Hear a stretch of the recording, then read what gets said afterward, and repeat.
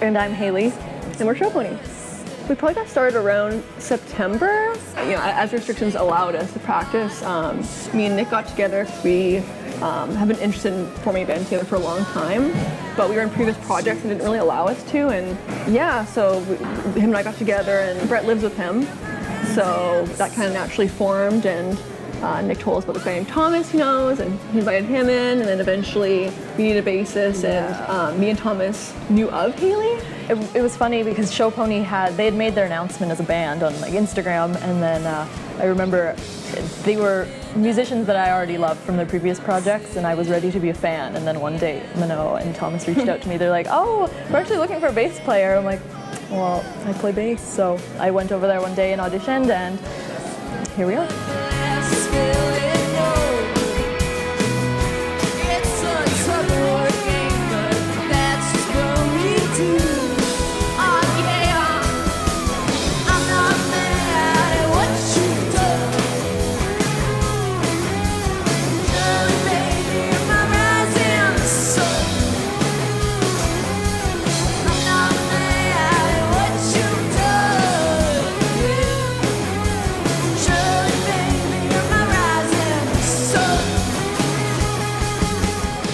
In previous projects, I was really just a singer, and I'd write lyrics, but I never really was involved in the instrumentation.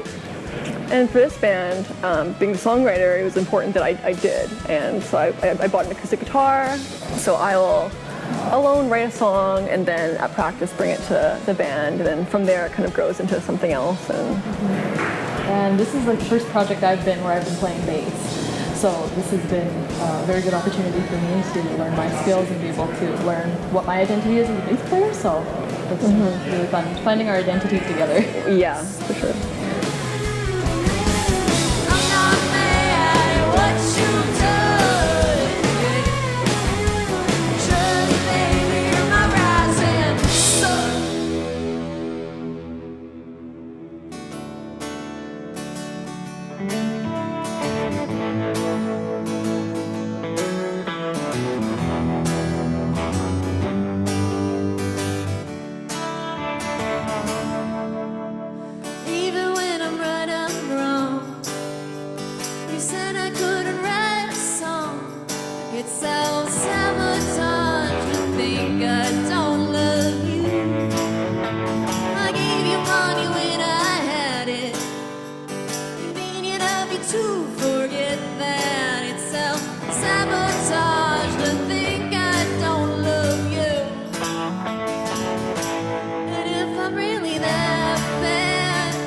And If I'm Really That Bad, that song is our first single.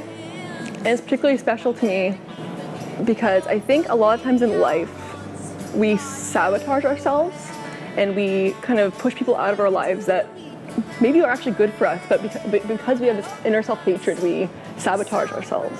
I'm a super introverted, awkward person, and I think it can be difficult to kind of navigate life that way. During the pandemic, it's been like a great time of self-reflection, I think, for a lot of people. And all these songs was kind of a product of those reflections and self-doubt. It was important to me to make songs that were optimistic, like even if it was self-deprecating or kind of lyrics, that are kind of sad. It was important to me that it had optimism in it.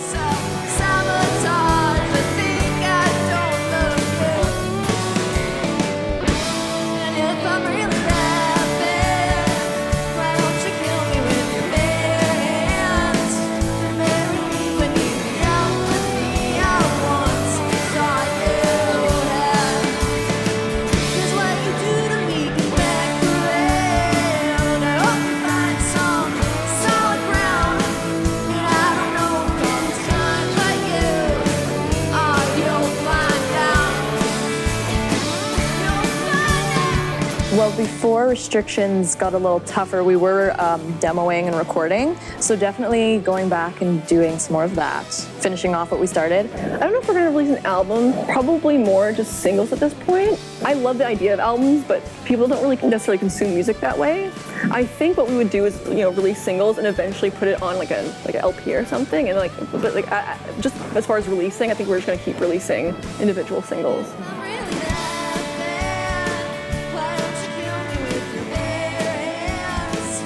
I think we're still in the process of defining the sound, but at first we kind of approached this as a country band, but I think to simply say we're a country band is like not quite accurate.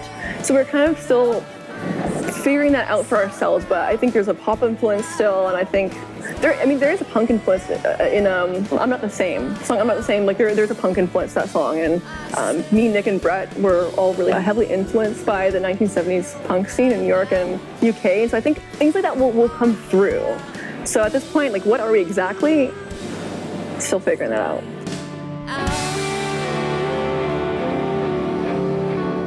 I'm Not the Same as my favorite song in our set list, I must say. I'm Not the Same as a song that is basically came from Twitter. It came from being on Twitter too much, and it warps your brain.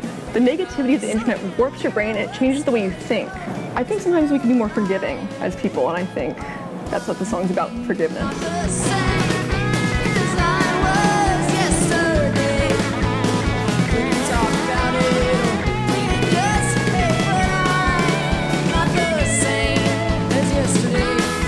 Nick was the drummer of Moontan, that I was a big fan of. I was always a really big fan of, and I looked up to them quite a bit, and then eventually my old project got to tour with them, and then we became really close right away.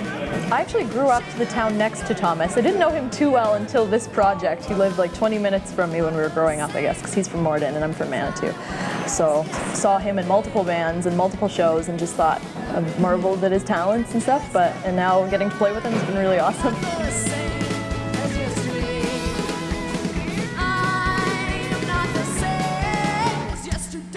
Brett really influenced me as an artist as well, because the first time I saw him perform, I think, was at the Cavern with his old project Tusk, and they have this wall of sound, and the way he performs on stage it's so captivating, and I think that's what's really important in this band. That's what we want to bring, is a captivating live show, and so he was just the perfect fit.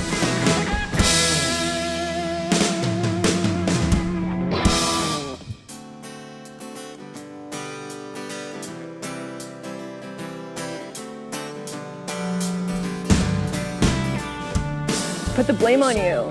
It's kind of a love song, but it's kind of about, being in a relationship and you're arguing with someone, but you kind of know, like, I'm putting the blame on you. Like, I might have a lot of responsibility in this argument or in the problem in this relationship, but it's way easier for me to just be like, it's your fault.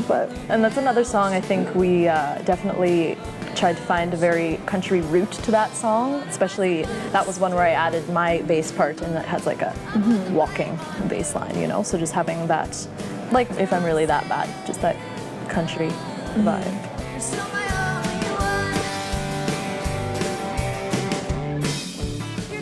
Oh, there is a kind of a funny story I have. Hey.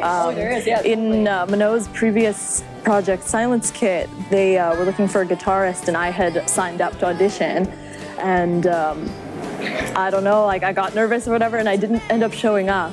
And I never got to meet you, and I never auditioned, and it's funny how our paths crossed anyways. But I remembered her name from the email when she emailed us, and she backed out. And I think sometimes, I'm not putting this on you, but sometimes women will undermine how good they are. So I just thought she had the balls to email us. I'm like, I'm sure she has skills. I'm sure she's capable.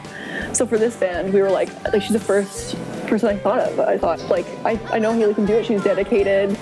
She's in a few other projects, and she's a go-getter.